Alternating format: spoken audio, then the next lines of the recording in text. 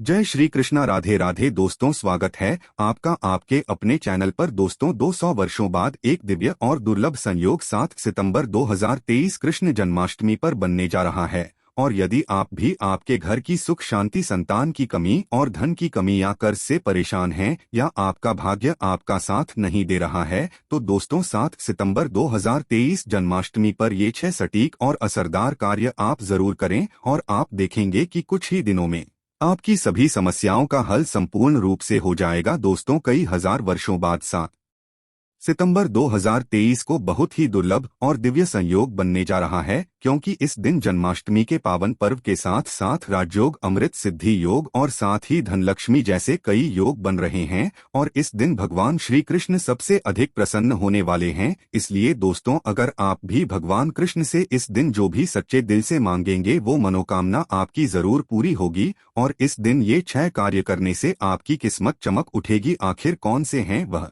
कार्य जो आपको सभी कष्टों से मुक्त कर देंगे? आज की इस वीडियो में हम आपको विस्तार से बताएंगे, इसलिए दोस्तों वीडियो को आखिर तक जरूर देखें। और दोस्तों, अगर आप भी अपने जीवन में भगवान श्री कृष्ण की कृपा पाना चाहते हैं तो इस वीडियो को लाइक करें, कमेंट में जय श्री कृष्ण राधे राधे लिखना ना भूलें। दोस्तों, भगवान कृष्ण का जन्म भाद्रपद माह के कृष्ण पक्ष की अष्टमी तिथि को हुआ था। इस शुभ तिथि को भगवान कृष्ण के जन्म उत्सव के रूप में मनाया जाता है और इसे जन्माष्टमी कहा जाता है। जन्माष्टमी भारत के हर कोने में बड़े उत्सव के साथ मनाते हैं। इस पर्व को विदेशों में रहने वाले नागरिक भी बड़ी धूमधाम के साथ मनाते हैं। दोस्तों, मान्यता है कि इस दिन पूरे श्रद्धा भाव से पूजा व्रत आदि करने से भगवान सबकी मनोकामनाएं पूरी करते हैं। और वहीं अगर जिन लोगों की कुंडली में चंद्रमा अगर कमजोर होता है तो उनके लिए यह व्रत बहुत ही शुभ और फायदेमंद होता है। संतान प्राप्ति के लिए जन्माष्टमी का व्रत रखना बहुत ही शुभ और मंगलकारी माना जाता है। माना जाता है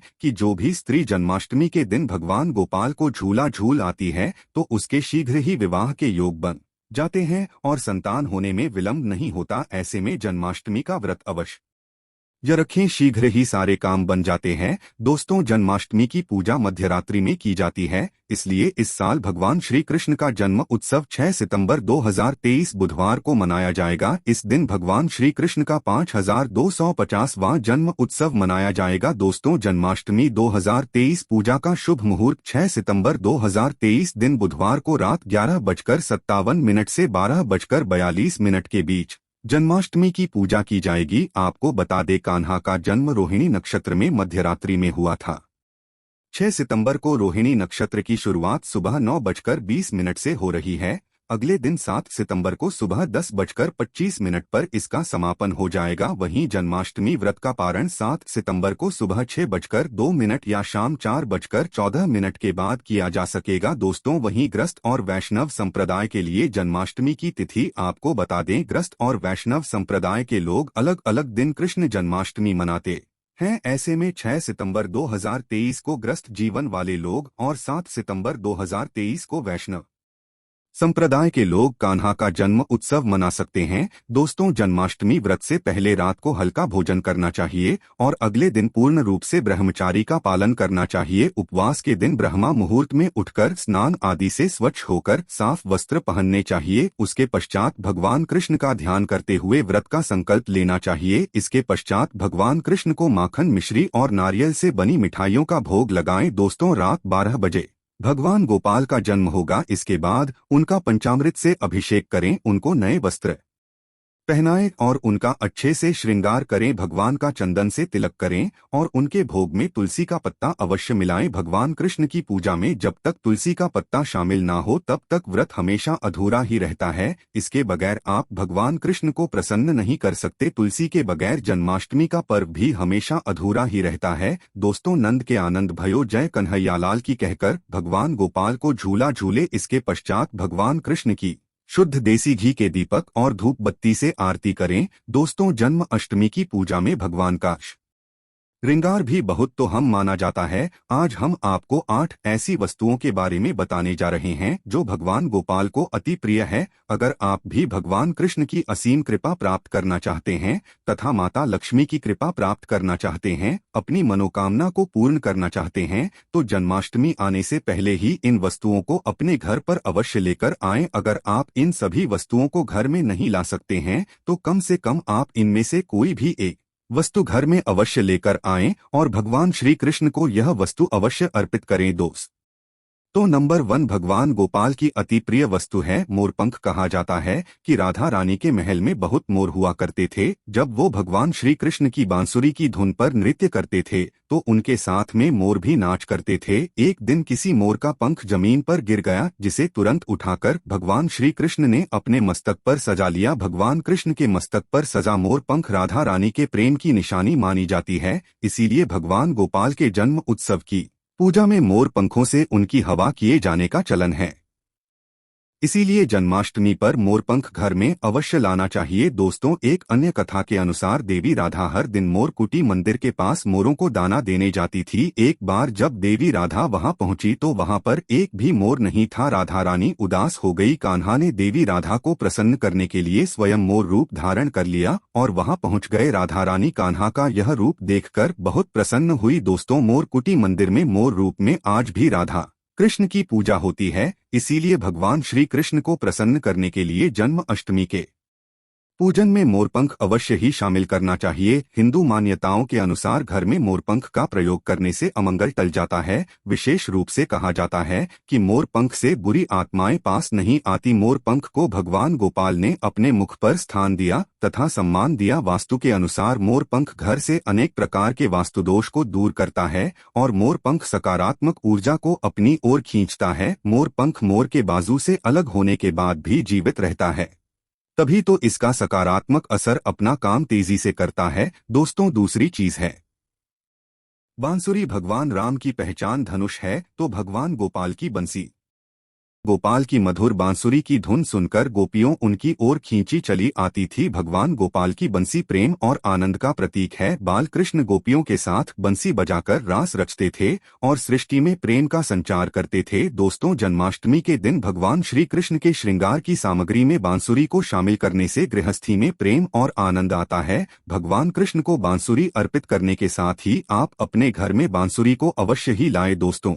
माना जाता है कि जहां कहीं भी वास्तुदोष हो वहां बांसुरी लगाने से वास्तुदोष दूर हो जाता है। लेकिन ध्यान देना जरूरी है कि बांसुरी कभी भी सीधी नहीं लगानी चाहिए, बल्कि इसे हमेशा तिरछा लगाने से लाभ मिलता है। साथ ही बांसुरी का मुंह हमेशा नीचे रहना चाहिए। इसके अलावा दाम्पत्य जीवन में तनाव या फिर कलहपूर्ण वातावरण रहता हो तो सिरहाने में बांसुरी रखकर सोने से बहुत अधिक लाभ मिलता है दोस्तों। तीसरी चीज है मोर मुकुट। ज्योतिष गणना के अनुसार ऐसा माना जाता है कि भगवान कृष्ण की कुंडली में कालसर्प योग था, इसीलिए वे सदैव अपने मुकुट पर मोर का पंख हमेशा धारण करते थे। मोर और सर्प में भीषण शत्रुता होती है, इसीलिए मस्तक पर मोर मुकुट धारण करने से कालसर्प दोष का योग कम होता था। भगवान की पूजा में उन्हें मोर मुकुट पहनाने से कालसर्प दोष का प्रभाव दूर हो जाता है दोस्तों। चौथी चीज है माखन मिश्री। नंद के लाल गोपाल को माखन अति प्रिय है। कहते हैं जिस रात गोपाल का जन्म हुआ उस रात नंदगाम की गोपियों ने सपने में देखा था कि गोपाल माखन मांग रहे हैं। नंदलाल को माखन इतना प्रिय था कि वह बचपन में गोपियों की मटकी से माखन चुरा कर तथा मटकियां तोड़कर माखन खा लिया करते थे, जिसकी वजह से इनका एक नाम माखन चोर भी है दोस्तों। भगवान के भोग में माखन मिश्री को अवश्य ही शामिल करना चाहिए। प्रेम पूर्वक भगवान गोपाल को माखन मिश्री का भोग लगाने से आरोग्य की प्राप्ति होती है, धन सुख समृद्धि की प्राप्ति होती है, धनलक्ष्मी आपके घर में धन की वर्षा करती है। भगवान गोपाल को माखन मिश्री अर्पित करने से वे शीघ्र ही आपकी सभी इच्छाएं पूर्ण करते हैं दोस्तों। पांचवी चीज है झूला या फिर पालना। भक्ति भाव के भूखे बाल गोपाल को जन्माष्टमी पर झूला झुलाने की परंपरा चली आ रही है। यह ठीक उसी प्रकार से है जैसे बच्चे के जन्म के बाद उसे पालने में झुलाने से आनंद की प्राप्ति होती है, उसी प्रकार भक्तजन अपने प्रभु के बाल स्वरूप को पालने में झूलाकर भक्ति के परम सुख को प्राप्त करते हैं दोस्तों। भगवान को झूला या पालना भेंट करने से प्रेम और आनंद की प्राप्ति होती है। और एक नारी को भगवान गोपाल की तरह ही एक सुंदर पुत्र की प्राप्ति होती है, जो कि ऐसा बालक भगवान गोपाल की तरह ही मनमोहक होता है, सुंदर होता है, आकर्षण से भरा होता है। दोस्तों, छठी चीज है पीले वस्त्र। जन्मोत्सव के वक्त भगवान के बाल स्वरूप को पंचामृत से स्नान कराने के पश्चात पीले रंग के नए वस्त्र पहनाए जाते हैं। अगर आप भी इस बार जन्माष्टमी का पर्व मनाने वाले हैं तो आप पूजा की सामग्री में पीले रंग के वस्त्रों को अवश्य ही शामिल करें। पीली चीजें अवश्य शामिल करें। भगवान को पीतांबर वस्त्र अति प्रिय है, यह प्रेम और बैरागी के प्रतीक हैं। दोस्तों, सातवीं उन चीज है गौ। भगवान गोपाल का निवास गौलोक माना जाता है। गाय भगवान सहचर है। भगवान गोपाल के साथ पूजा में बछड़े के साथ ही गाय की पूजा करना सुख समृद्धि दायक माना जाता है। पुराणों में गाय को धन का प्रतीक माना गया है। भगवान धन रूपी गौ की रक्षा करते हैं। दोस्तों, ज्योतिष शास्त्र के अनुसार गाय के भीतर गुरु ग्रह का वास होता है। यदि यह ग्रह किसी व्यक्ति की कुंडली में नीच स्थिति में हो तो उसे गाय की सेवा करनी चाहिए। ऐसा करने से वह उस ग्रह की कुपित दृष्टि से बच सकता है। इसके अलावा वास्तुशास्त्र के अनुसार पूजा स्थान अथवा बैठक के कमरे में ईशान कोण में चांदी की गाय और उसका बछड़ा रखने से भाग्य में वृद्धि होती है। इसीलिए आप जन्माष्टमी से पहले ही चांदी की गाय और उसका बछड़ा अपने घर पर अवश्य ही लाएं। अगर आप चांदी का नहीं ला सकते हैं तो आप मिट्टी का ला सकते हैं, या फिर आप गाय और बछड़े की तस्वीर लाकर भी ईशान कोण में लगा सकते हैं। दोस्तों, आठवीं ये चीज है गीता की पोती। भगवान कृष्ण ने महाभारत के युद्ध के दौरान अपने प्रिय शाखा और पांडवों में श्रेष्ठ उन्धन अर्जुन को गीता का उपदेश दिया था। गीता मुंह से निकालकर संसार देखने का मार्ग बताती है। इसे भगवान श्री कृष्ण की वाणी कहते हैं, जो मनुष्य को मुक्ति का मार्ग और कर्म पथ पर चलने का ज्ञान देती है। दोस्तों, इसीलिए भगवान की पूजा में गीता की पोती जरूर रखनी चाहिए और रात में जागरण करते हुए गीता का पाठ हर हाल में अवश्य करना चाहिए। जन्माष्टमी के शुभ अवसर पर भगवान गोपाल की असीम कृपा प्राप्त करने के लिए जन्माष्टमी से पूर्व ही इन चीजों को अपने घर पर अवश्य ही लेकर आए और इन्हें भगवान की पूजा में शामिल करें। ऐसा करने से आपको भगवान गोपाल की असीम कृपा प्राप्त होगी, धन लक्ष्मी की कृपा प्राप्त होगी। सभी देवी देवता दोनों हाथों से आपके जीवन में धन की वर्षा करेंगे। दोस्तों, कृष्ण जन्माष्टमी के दिन जरूर करें ये उपाय, आपकी हर मनोकामना होगी पूरी। ज्योतिष शास्त्र के अनुसार यदि आप आर्थिक परेशानियों से घिरे रहते हैं और लाख मेहनत के बाद भी सफलता नहीं मिल रही है तो जन्माष्टमी पर कान्हा का केसर मिश्रित दूध से अभिषेक करें। इस उपाय को करने से कृष्ण जी के साथ धन की देवी लक्ष्मी का भी आशीर्वाद प्राप्त होता है। कृष्ण जन्माष्टमी के दिन कान्हा की पूजा में चांदी की बांसुरी चढ़ाएं। मान्यता है कि ऐसा करने से हर काम में सफलता मिलती है। साथ ही यदि परिवार के लोगों के बीच यदि कलह की स्थिति बनी रहती है तो वो भी समाप्त हो जाती है। भगवान श्री कृष्ण को पीतांबरधारी भी कहा जाता है। ऐसे में कृष्ण जन्माष्टमी की पूजा का पूर्ण फल पाने के लिए पीले रंग के वस्त्र धारण करें और गोपाल को पीले फल, पीले फूल, पीली मिठाई चढ़ाएं। जन्माष्टमी की शाम को घर में तुलसी के पौधे के पास घी का दीपक जलाने से परिवार में चल रहे लड़ाई झगड़े समाप्त होते हैं। इस दिन ओम नमो भगवते वासुदेवाय का जाप करते हुए तुलसी की 11 बार परिक्रमा करें।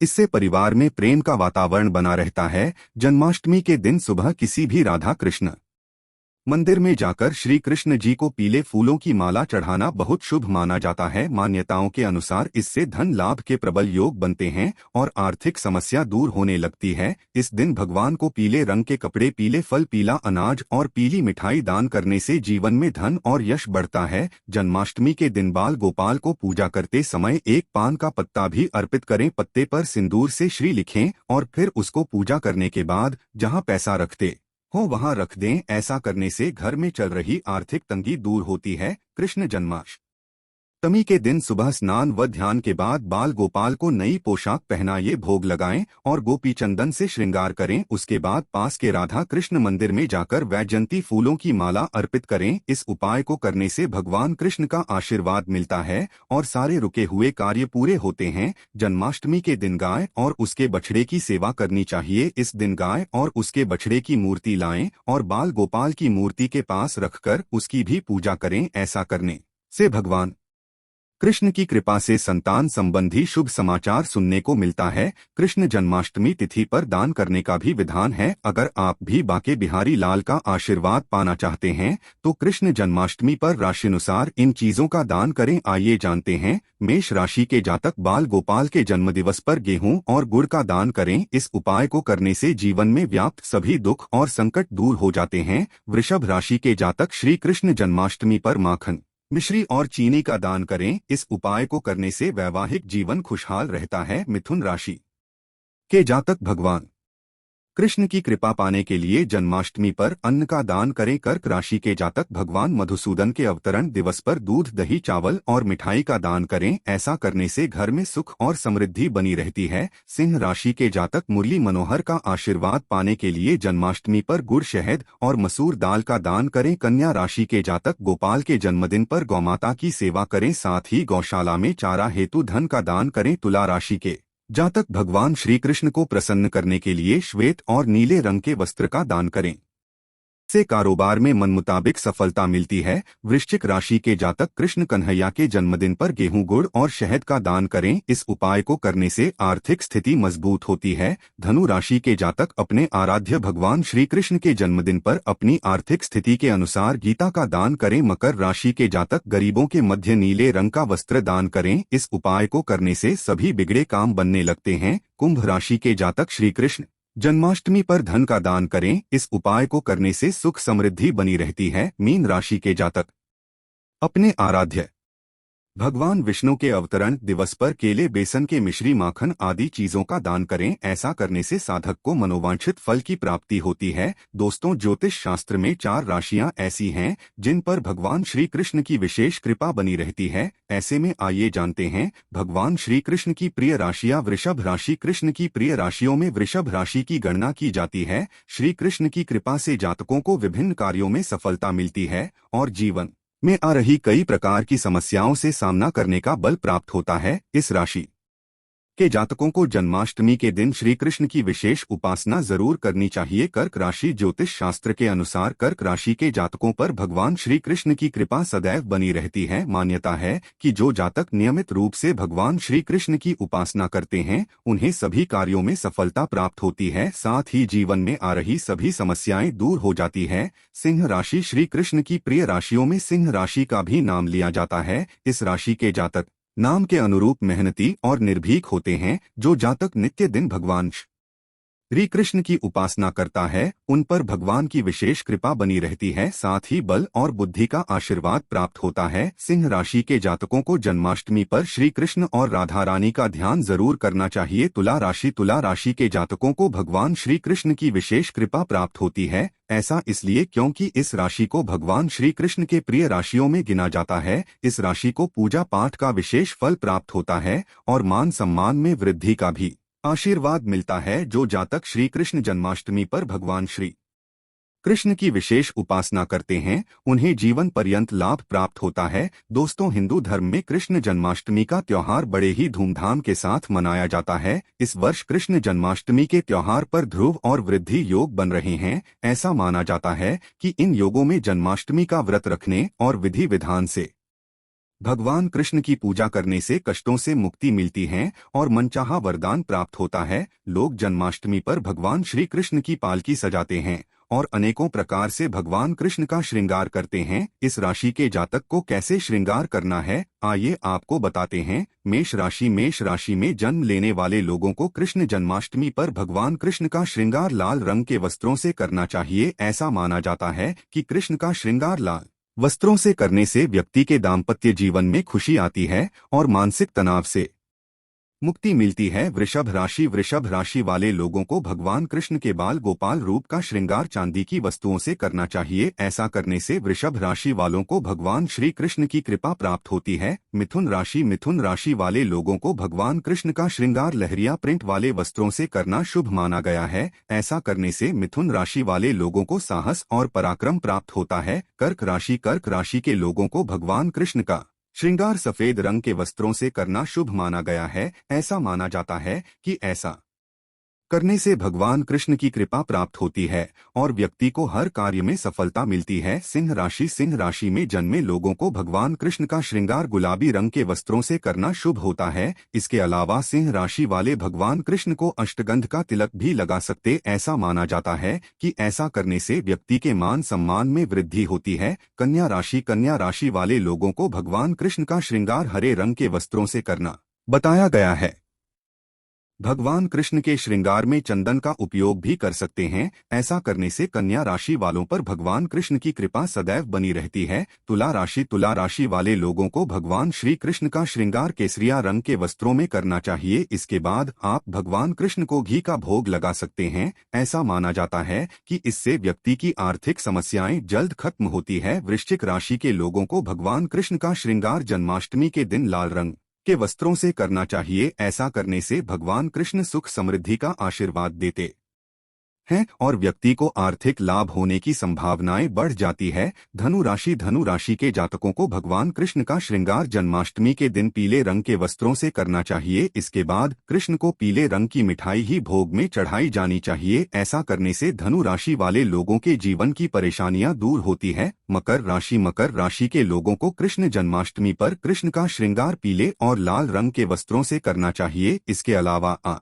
कान्हा को पीले या लाल रंग के कुंडल पहना सकते हैं। ऐसा करने से कृष्ण का आशीर्वाद प्राप्त होता है और आपकी इच्छाएं पूरी होती है। कुंभ राशि वाले लोगों को कृष्ण का श्रृंगार नीले रंग के वस्त्रों से करना शुभ बताया गया है। ऐसा माना जाता है कि ऐसा करने से कुंभ राशि के लोगों को अपने जीवन में हर क्षेत्र में सफलता प्राप्त होती है। मीन राशि वाले लोगों को भगवान कृष्ण का पीतांबर रंग के वस्त्रों से करना चाहिए। साथ ही उन्हें पीले रंग के कुंडल पहनाने चाहिए। ऐसा करने से जीवन सुखमय व्यतीत होता है। आइए दोस्तों, अब जान लेते हैं कृष्ण जन्माष्टमी की व्रत कथा, जिसे सुनने मात्र से ही आपके सभी दुख दर्द दूर हो जाएंगे। स्कंद पुराण के मुताबिक ययाति वंश के राजा उग्रसेन का राज चलता था। उग्रसेन का सबसे बड़ा पुत्र कंस था, जिसकी चचेरी बहन देवकी थी। कंस अपने ही पिता को जेल में डालकर स्वयं राज करने लगा। वहीं दूसरी ओर कश्यप राशि का जन्म राजा शूरसेन के पुत्र के रूप में यानी वासुदेव का जन्म हुआ। आगे चलकर वासुदेव का ब्याह देवकी से संपन्न हुआ। देवकी को विदा करने के दौरान एक आकाशवाणी वाणी होती है,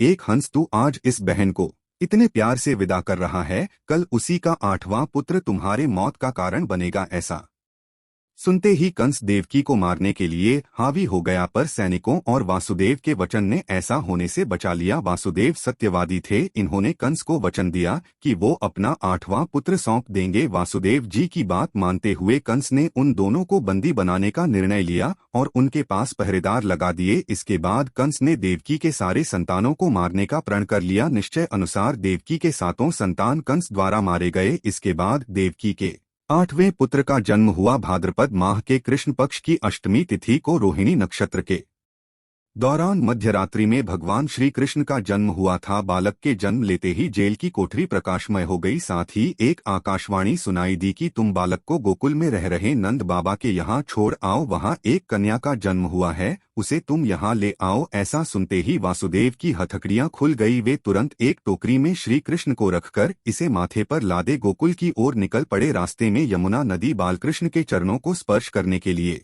उफान पर आ गई। फिर चरण स्पर्श करते ही वो पुनः शांत पड़ गई। इस प्रकार वासुदेव ने अपने पुत्र को यशोदा मैया के बगल में सुलाकर वहां से कन्या लेकर वापस कारागार लौट आए। जेल के दरवाजे अपने आप बंद हो गई। उनके हाथों में फिर से हथकड़ी लग गई। सारे पहरेदार भी उठ गए और कन्या के रोने की आवाजें आने लगी। सूचना मिलते ही कंस ने कारागार से कन्या को लाया और उसे मारने की कोशिश की, लेकिन वह आकाश में उड़ गई और बोली, अरे मूर्ख, मुझे मारने से क्या होगा, तुझे मारने वाला पैदा हो चुका है। इसके बाद कंस ने कृष्ण का पता लगाकर उसे मारने का खूब प्रयास किया। कई दैत्य राक्षस भेजे, लेकिन कृष्ण को कोई मार न सका। अंततः श्री कृष्ण ने कंस का वध किया और उग्रसेन को पुनः राजा बना दिया। इस प्रकार कृष्ण जन्माष्टमी की व्रत कथा पूरी हुई। ऐसी मान्यता है कि जन्माष्टमी के दिन कहानी को पढ़ने या सुनने से व्रती के सारे पाप धुल जाते हैं, जीवन के हर समस्याओं का समाधान मिलता है, साथ ही भगवान का आशीर्वाद सदैव बना रहता है। दोस्तों, अगर आप वाकई में भगवान कृष्ण को प्यार करते हैं तो सच्चे दिल से कमेंट बॉक्स में लिखें, जय श्री कृष्ण। जन्माष्टमी की हार्दिक शुभकामनाएं। एक लाइक तो बनता है।